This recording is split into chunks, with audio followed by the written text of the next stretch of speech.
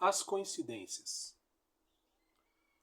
Não me presumo de espírito forte, mas também não sou daquelas inquietas pessoas atreitas a presságios, adivinhações, aragens secretas, que a toda hora vivem ocupadas na decifração de mensagens daquém e dalém mundo, e com isto complicam a vida própria e moem a paciência alheia.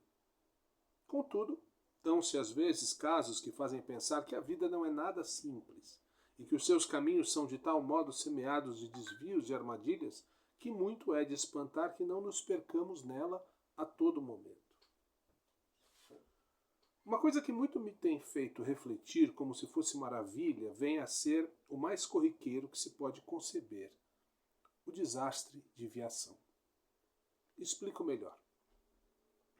Um homem sai de casa pela manhã, despede-se da família, vai trabalhar, passa a manhã ocupado, sai para almoçar, volta ao emprego, leva a tarde nos seus afazeres, sai à hora ou mais tarde.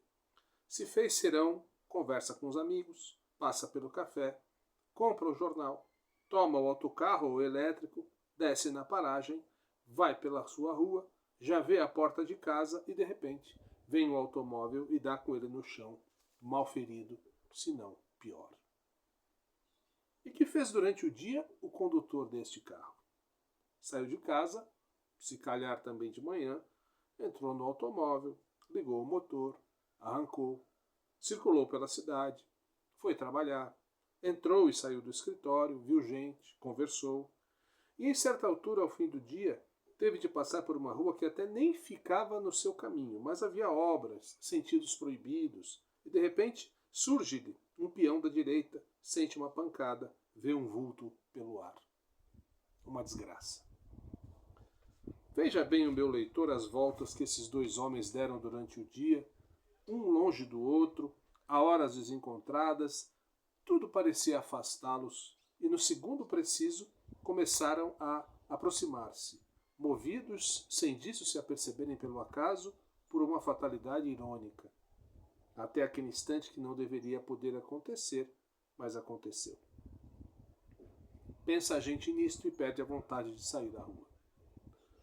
Ou então, está em casa. Foi isto que me sucedeu, a mim, e é disto que venho falar hoje. A ler o jornal, as informações, a política internacional, os casos do mundo, e de súbito dá com uma notícia insólita.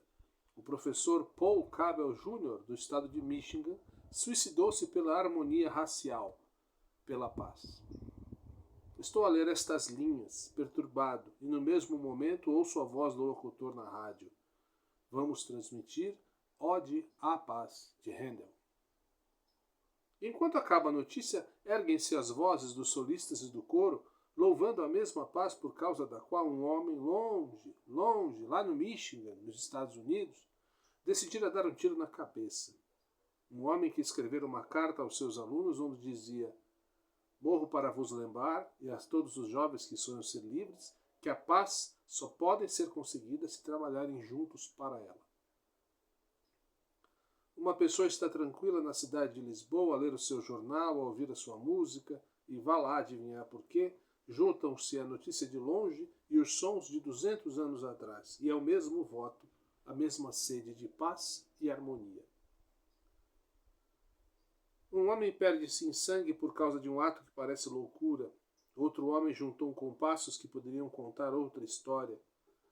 Outro homem ainda, eu, o leitor, sabe tudo isso e fica confundido, sem saber o que pensar de um mundo que julgávamos tão pequeno e que, afinal, tem o seu tamanho multiplicado pelo número infinito de instantes que formam juntos o tempo do mundo.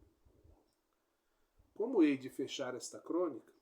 Parece que os fatos deviam bastar, que devia deixá-los entregues à inteligência do leitor para que deles tirasse as lições possíveis e, sobretudo, as necessárias.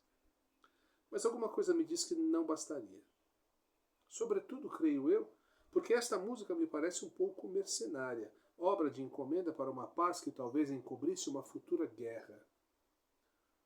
Sobretudo porque a morte do professor Cabell, por mais belo que seja o testemunho, me deixa um ressabio de inutilidade. A bala que o matou não cortará a trajetória de nenhuma das que se estão disparando neste mesmo momento.